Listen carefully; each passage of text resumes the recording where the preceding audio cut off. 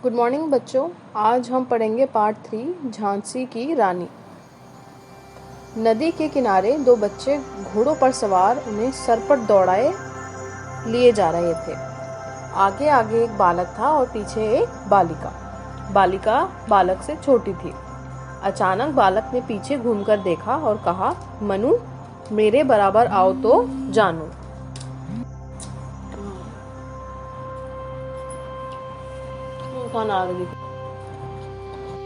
मनु अपने घोड़े पर जमकर बैठ गई और बोली, मुझे चुनौती दे रहे हो तो अब देखो। और उसने घोड़े को एड़ लगाई, यानी कि उसने बहुत तेज उसको घोड़े को दौड़ाने के लिए तैयार किया। पलक झपकते ही उसका घोड़ा तेजी से भागा और ज्यों ही वह बालक के बराबर आई उसने कहा, देखो, अब तुम में हिम्मत हो तो मेरे बराबर आओ। और वह आगे निकल गई। बालक ने भी अपने घोड़े को एड़ लगाई और उसका घोड़ा भी सरपट भागा। इतने में उसके घोड़े को ठोकर लगी और बालक धम से नीचे गिर गया। वह इस अचानक आ पड़ने वाली मुसीबत से घबराकर चिल्लाया, मरा मनु, मैं मर गया। जब तक मनु अपना घोड़ा मोड़कर बालक के पास पहुंची, बालक का घोड़ा नंगी पीठ लेकर भाग गया। मनु ने एक हाथ से लगाम थामी और बालक की चोट देखने लगी। उसके सिर से खून बह रहा था। मनु ने बालक को उठाकर अपने घोड़े पर बिठाया, बाएं हाथ से लगाम थामी और दाहिने हाथ से बालक को सहारा दिया और वह घर की ओर चल पड़ी। घोड़ा जब बिना सवार घर पहुंचा तो बालक के घर वाले भी बहुत चिंतित हो गए, लेकिन मनु के साथ बालक को सकुशल वापस आया देखकर वे बहुत प्रसन्न हुए। यह वीर बालिका थी मोरोपंत तांबे की बेटी मनु, और यह बालक था बाजीराव पेशवा का बेटा नाना साहब। मनु नाना साहब की मुंह बोली बहन थी। जब मनु का जन्म वाराणसी में हुआ तो ज्योतिषियों ने भविष्यवाणी की कि आगे चलकर वह राजरानी बनेगी। लेकिन 4 वर्ष होते होते ही मनु अपनी माँ को खो बैठी और मोरोपंत नन्ही बेटी को लेकर बिठूर चले आए। यहाँ उनके मित्र बाजीराव पेशवा थे।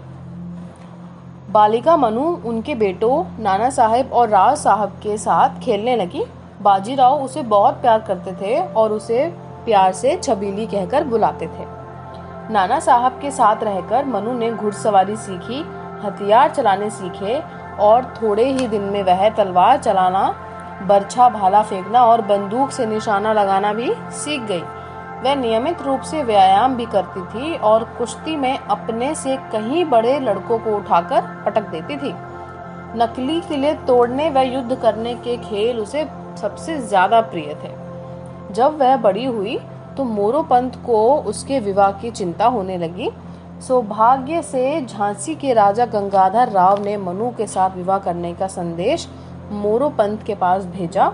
उन्होंने तुरंत ही यह संबंध स्वीकार कर लिया और इस प्रकार मनु झोपड़ों से निकलकर अब झांसी के महलों में जा पहुंची। अब वह झांसी की रानी लक्ष्मीबाई कहलाने लगी। झांसी के महलों में रहकर भी उसने अपने प्रिय खेल व्यायाम, घुड़सवारी और हथियार चलाने नहीं छोड़े। महल की दासियों और झांसी के अनेक स्त्रियों को भी उसने घोड़े पर चढ़ना, बंदूक और तलवार चलाना, बर्छे भाले फेंकना सब कुछ सिखा दिया। इससे झांसी की रानी में एक नया उत्साह जाग उठा। उसने अपनी दासियों को और झांसी की स्त्रियों को ट्रेन कर दिया, घोड़े पर चढ़ने में, बंदूक चलाने में, तलवार चलाने में और भाला फेंकने में। लक्ष्मीबाई ने 16 वर्ष की आयु में एक पुत्र को जन्म दिया। सारी झांसी हर्ष से फूले ना समाई। राजा गंगाधर राव तो खुशी से दीवाने हो गए। लेकिन झांसी में इतनी खुशियां फैल गई थी, सब लोग बहुत खुश थे। सभी लोग अत्यंत खुश थे कि उनकी रानी को एक बेटा हुआ है। लेकिन बालक 3 महीने का होते होते ही चल बसा। सारी झांसी अब खुशी से शोक में डूब गई। राजा गंगाधर राव तो इस सदमे को सह न सके और बीमार पड़ गए। उन्होंने अपने वंश का एक बालक गोद ले लिया और उसका नाम रखा दामोदर राव गंगाधर राव। कुछ दिन बाद राजा गंगाधर राव का देहांत हो गया, यानी लक्ष्मीबाई के पति का देहांत हो गया। लक्ष्मीबाई पुत्र का शोक अभी भूली ही नहीं थी कि अब ये एक और मुसीबत आन पड़ी थी, एक और दुख दर्द का पहाड़ टूट पड़ा था। उनकी आंखों के आगे अंधेरा छा गया। उस समय भारत के एक बड़े भाग पर अंग्रेजों का राज्य था। उन्हें मौका मिला, उन्होंने राजा गंगाधर राव के गोद लिए बालक को झांसी का वारिस नहीं माना और झांसी को अपने राज्य में मिला लिया। रानी ने बहुत प्रयास किया, किंतु अंग्रेजों ने 5,000 रुपये महीना पेंशन बांधी और वह किला छोड़कर एक मकान में रहने लगी। उनका अधिकतर समय धार्मिक कार्यों, पूजा पाठ और घुड़सवारी तथा हथियार चलाने के अभ्यास में बीतता रहा। सन 1857 ईस्वी में देश में अंग्रेजों के विरुद्ध विद्रोह की एक लहर सी उठी, यानी कि अब देश में अंग्रेजों के विरुद्ध अब उनसे युद्ध करने की युद्ध की एक लहर सी उठी, जो दिल्ली से कानपुर होती हुई झांसी तक जा पहुंची। यद्यपि रानी ने अंग्रेज महिलाओं और बच्चों को आश्रय दिया था, फिर भी अंग्रेज यही समझते रहे कि वह विद्रोहियों से मिली हुई हैं। उन्होंने रानी पर आक्रमण किया और एक विशाल सेना ने झांसी को घेर लिया। रानी को इस बात पर बहुत क्रोध आया और उन्होंने अंग्रेजों से लोहा लेने का निश्चय कर लिया, यानी कि अंग्रेजों से युद्ध करने का निश्चय कर लिया। वह अपनी सेना के साथ कमर कसकर तैयार हो गई।